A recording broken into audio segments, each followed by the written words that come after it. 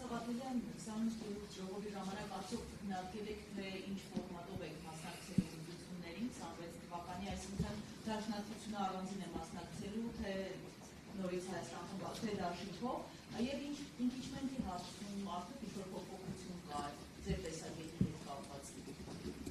Տեսեք, նախ ընտրությունների մասով։ Բնականաբար, երբ որ խոսել ենք առաջիկա 2 տարվա աշխատանքների մասին, անդրադարձել ենք նաև այդ հարցին։ Մեր մոտեցումը հետևյալն է, որ լինի փողոցային համաժողովրդական ընդվազման միջոցով, հերթական կամ արտահերթ ընտրություններով այս իշխանություններից պետք է ազատվել։ Հիմա երբ տեղի այդ ընտրություններին կա 1 տարի ժամանակ։ Մեր մոտեցումը հետևյալն է, որ մեր երկրի ներսում եւ մեր երկրի շուրջ խաղաղ չի, մինչև այդ ընտրությունները տեղի են ունենալու բազմաթիվ դեպքեր եւ իրադարձություններ։ Հետևաբար մենք պետք է պատրաստվենք ցանկացած սցենարի, այդ թվում նաեւ փողոցային պայքարի, եւ երբ որ կգա ընտրությունների ժամանակը ու տեղի կունենան այդ ընտրությունները, այն ժամանակ մենք կքննարկենք այդ ընտրությունների մասնակցության ձևաչափը, ինչ օրակարգով, ինչ մոտեցումներով եւ ինչ ֆորմատով։ Այս պահին մենք այդ հարցին չենք անդրադարձել, որովհետեւ նաեւ դրա իմաստը չենք տեսել։ Օրինակ, մենք միշտ պնդել ենք ու հիմա էլ կանխատեսում ենք, որ մինչև ընտրությունները բազմաթիվ իրադարձություններ են տեղ ունենալու։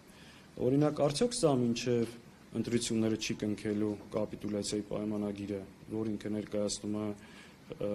խաղաղության համաձայնագիր։ Այսինքն, ինչ եմ ուզում ասել, որ մինչև ընտրությունները կա 1 տարի ժամանակ, իսկ մինչև ընտրությունները կա տեղի ունենալու տարբեր իրադարձություններ եւ պետք է շատ հստակ պատրաստ լինել ցանկացած սցենար։ Իսկ այն մոտեցումը, որ դե լավ ընտրությունները անիմաստ է, սես ձևակերպեմ, կա Հայաստանում մի քաղաքական ուժ, որ ասել է այդ ընտրություններին չեմ մասնակցում։ Այդ թվում նաեւ նրանք, ովքեր այդ ընտրություններին դեմ են խոսում, իրենք հայտարարել են, որ չեն մասնակցում։ Այսօր ընդհակառակ իմ տպավորությամբ Հայաստանի քաղաքական դաշտի բոլոր միավորները ըստ էության պատրաստվում են այդ ընտրություններին։ Բայց մեր մոտեցումը շարունակում է մնալ հետևյալը. պետք է պատրաստ լինել ցանկացած սցենարի, չպետք է բացառել փողոցային ճանապարհով սրանց հեռացնելը, ընդհակառակը պետք է պատրաստվել առաջին հերթին դրան։ Նոր դրա արդյունքների հիման վրա կհասկանանք այդ ընտրությունները երբ տեղի կունենան, ինչ ֆորմատով, որովհետև ես նույնիսկ նման ձևակերպում եմ տվել, որ եթե սրանք շարունակում են մնալ իշխանության, շատ հետաքրքիր է այդ ընտրությունները Հայաստանի ինչ սահմաններում է տեղի ունենալու, որովհետև սրանք աշուն, գարուն սովորաբար Հայաստանից ինչ-որ կտորներ հանձնում են։ Հետևաբար մինչև ընտրությունները ժամանակ ունենք եւ այստեղ որպեսզի հստակ լինի, ես 2 րոպե կենտրոնանամ այս հարցի վրա։ Մենք շատ մեծ խնդիր ունենք մեր ժողովրդի հետ լայնածավալ կերպով աշխատել։ 3 հարց կա, որ պետքա իրականում նաև վերլուծելով նախորդ շարժումները, այն ինչ որ տեղի ունեցել, այս մասին շատ բաց անկեղծ խոսենք։ Հիմա շատերը ասում են մենք չենք հաջողել, որովհետև վճռական առաջնորդ չենք ունեցել, մյուսն ասում է ծրագիր չենք ունեցել, մյուսն ասում է այն գլխից չենք էլ ուզել իմիտացիա ենք անում, ես դրանց չեմ անդրադառնում, որովհետև նախ իրենց ասածի մեջ ազնիվ չեն, երկրորդն էլ դա անում են քաղաքական ինչ-ինչ նպատակով։ Բայց մենք գնահատում ենք, որ 3 կարևոր հարց մենք այս ժամանակահատվածում չենք կարողացել լուծել։ Դա հետևյալն է. մենք մեր ժողովրդի շատ լայն շերտերին չենք կարողացել համոզմունք դարձնել եւ բացատրել այն իրականությունը, որ կա, որ այս պատերազմի, պարտության, կորուստների, այս ամեն ինչի պատճառ այսօրվա իշխանությունն է։ Որտեւ իրենք շարունակ փորձում են համոզել, մենք չլինեինք, ով էլ լիներ, այսպես էր լինելու։ Ղարաբաղը վաղուց տրված էր։ Նույնիսկ նման ձևակերպում ունեն, որ պարտությունն ու պատերազմը մենք չենք բերել, մենք դրա հետ կապ չունենք, պարզապես դա տեղի ունեցել մեր իշխանության տարիներին։ Այսինքն, այս առաջի խնդիրը, որ պետքա կարողանանք լայն մասաների, զանգվածների մեր ժողովրդի բացատրել։ Երկրորդ շատ կարևոր եւ էական հարցը, որ մենք չենք կարողացել ամբողջությամբ լուծել, որ մարդկանց բացատրենք, որ այլընտրանք կա այս իրավիճակից։ Շատ-շատերը ասում են ով է լինի, միևնույնն է այս պետքա լիներ։ Այսինքն երկրորդը ներկայացնենք այլընտրանքը։ Ես այս ուղղությունների մի մասը նշեցի, բայց սա շատ կարևոր է այլընտրանքը ներկայացնել։ Եվ երրորդը կոտրել են հուսահատությունը, որ կա գոյություն ունի, մարդկանց դուրս բերել պայքարի ու կազմակերպել ժողովրդին։ Այո, մենք չենք կարողացել այն ծավալի ժողովրդական զանգված ունենալ փողոցում ու տեղից այնքան կազմակերպած զանգված, որ սրանց պարզապես սրբել եւ հեռացնել իշխանությունից։ Հիմա եթե այս հարցերին մենք պարզ անկեղծ խորությամբ չենք նայում, մենք չենք հասկանում այս խորը ճգնաժամը, որ պատերազմից հետո կա մեր երկրում եւ հասարակության ներսում ու բոլոր աշխատանքները չենք ուղղում այդ ուղղությամբ, հաջորդ փուլում մեր հաջողության հասնելու հնարավորությունները քչանում են։ Հետևաբար միշտ մեր առաջարկն է այս ուղղություններով շատ լրջորեն աշխատանք տանել, կազմակերպել մեր ժողովրդին Հայաստանի հեռավոր գյուղերից մինչև մայրաքաղաքի կենտրոն եւ այս խնդիրը լուծել։ Մյուս խնդիրը իմպիչմենտի մասին։ Չգիտեմ, երկար խոսեմ, թե կարճ այս թեմայով։ Եկեք տվեք մի անգամից անդրադառնալ։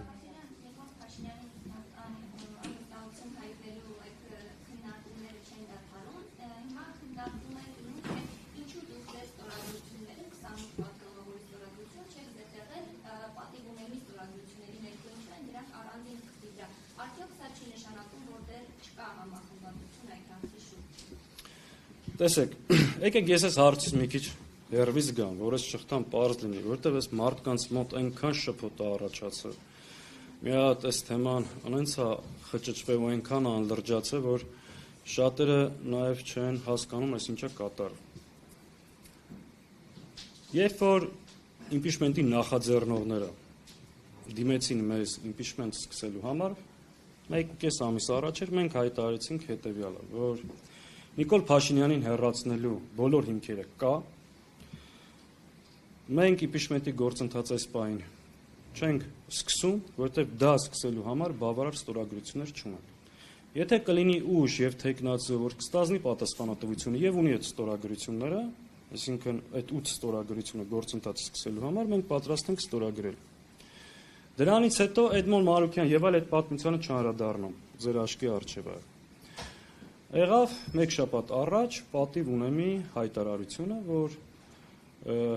մենք առաջադրում ենք թեկնածու եւ ստանձնում քաղաքական պատասխանատվություն այս գործընթացի համար։ Մենք տրամաբանորեն ենթադրում ենք, որ եթե արդեն պատիվ ունեմը ՀՀԿ-ն մտնում այս գործընթացի մեջ եւ ստանձնում այս պատասխանատվությունը, առնվազն գործընթացը սկսելու համար բավարար 8 ստորագրությունը ունեն։ Եվ այդ իրենց հայտարարությունից անմիջապես հետո Հայաստան խմբակցությունը հայտարարեց, որ մենք պատրաստ ենք պակասող 28 ստորագրությունը տրամադրել գործընթաց սկսելու համար ու հրավիրում ենք քննարկման, պատրաստ ենք քննարկելու այս հարցը, այսինքն մենք ենք հրավիրել մեր գործընկերներին այս հարցը քննարկել։ Քննարկման արդյունքում մի քիչ պաշտոնական բանակցություններ եւ այլ, sense փորձեցին մի հատ չգիտեմ ինչ, մենք շատ ընկերական, շատ մեր ամեն օրվա գործընկերներն են, 5 տարի միասին ենք եղել բազմաթիվ հարցերով, շատ պարզ հարցադրումներ ենք արել։ Հիմա իհարկե իմ հարցերը ներկայացնում են իբրև պայմաններ եք դրել, բայց շատ պարզ հարցադրումներ ենք արել։ Առաջինը, արդյոք 36 ստորագրությունը, այսինքն պակասող 2 ստորագրությունը կա գործընթաց սկսելու համար։ Մեր ընկերները ասացին, որ այս պահին դեռ չունենք այդ 2 ստորագրությունը, բայց եթե ունենանք էլ, մենք այժմ չենք պլանավորում դա բերել խորհրդարանի օրակարգ, որովհետև մենք արդեն հայտարարել ենք եւ հիմա էլ վստահեցնում ենք, որ խորհրդարան կմտնենք 54 ստորագրություն ունենալու դեպքում։ Այս բարագային մենք ինչ ենք ասել։ Ասել ենք լավ, 2 հարց։ Հիմա ասում են այդ հարցերը, որ դրել եք, պայման եք դրել։ Փողոցային գործընթաց լինելու է, թե չէ, եւ ինչ ծրագիր կա։ Ասել են լինելու է։ Ասել ենք երբ է դա տեղի ունենալու, ինչ ժամկետներում։ Հիմա ենք անում, աշունն ենք անում, ընդ որում չենք ասել երբ եք անում, ասել են երբ ենք անում։ Ու շատ հստակ ասելով այդ փողոցային պայքարի եւ առաջիկա իմպիչմենտի գործընթացի բոլոր աշխատանքներում մենք պատրաստ ենք ամբողջությամբ ներգրավել։ Այս հարցերում շատ կոնկրետություն չի եղել։ Այսինքն աշունը երբ, ինչ ծրագրով եւ այլն։ Լավ ասել ենք։ մենք հայտարարում ենք հրապարակային,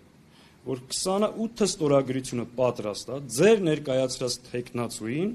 առաջադրելու համար, դուք կարող եք, մենք այդ մասին հրապարակային կհայտարարենք, դուք կարող եք ցանկացած բանակցության գործընթացի ժամանակ հղում անել մեզ, որտեղ պետք է մենք էլ ենք պատրաստ մասնակցել այդ բանակցությունների, եւ եկեք հայտարարեք, որ Հայաստան խմբակցության ստորագրությունները կա, ամբողջ ներուժը կենտրոնացնենք 4 անկախ падգամավորների, ընդ որում մենք էլ ձեր հետ, եւ ԿՊ 20 падգամավորների համար, հատկապես եթե գնում ենք 54-ի հետևից։ Ու մենք այդ ընթացքում ես ստեղից այդ մասին հայտարարել եմ, ու ասել եմ, այդ ստորագրությունները մեր պատրաստ է, բայց հրապարակելու կարիք չկա, որովհետեւ խոսքը հաճախ ավելի արժեք ունի, քան այդ հրապարակային թղթերը, այսինքն մենք մեր խոսք ապացուցելու համար չպետք է նաև ցույց տանք, որ ինչ որ մեկը հավատա։ Բայց այդ ընթացքում ինչ տեղի ունեցավ, որ իմ համար շատ զարմանալի էր։ Մեր խոսակցության ընթացքում իմ ընկեր Հայկ Մամիջանյանը իրենց 6 ստորագրությունը դրել էր իրենց էջին։ Եվ իմ հայտարարությունից հետո գնաց խոսակցություն։